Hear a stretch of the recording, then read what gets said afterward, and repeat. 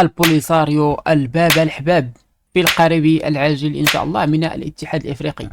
قبل ما نبداو ما تنساوش تدعمونا هذه القناة الجديدة وديروا لنا لايك واشتراك وشكرا جزيلا.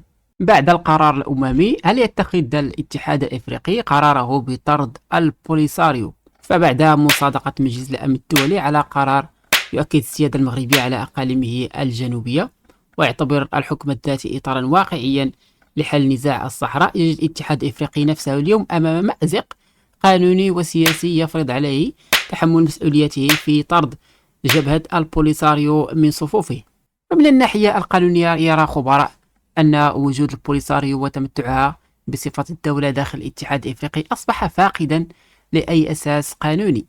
إذا تفتقر البوليساريو إلى مقومات الدولة المعترف بها دوليا والمتمثلة في شعب وإقليم وسلطة سياسية وسيادة.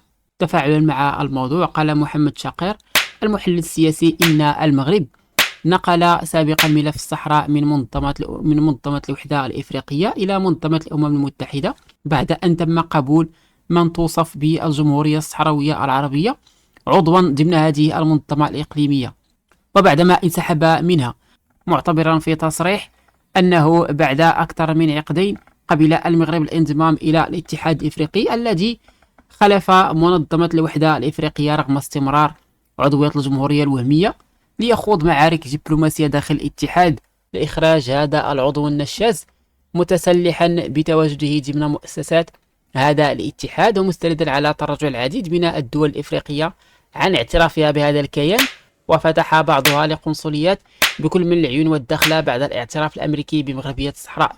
المحلل السياسي أكد أن القرار الأممي الأخير الذي كرس مبادرة الحكم الذاتي كأرضية لأي حل لهذا النزاع لا يمكن إلا أن يقوي الموقف المغربي لإقناع الدول الأعضاء داخل الاتحاد بالتصويت لإخراج هذا الكيان من الاتحاد.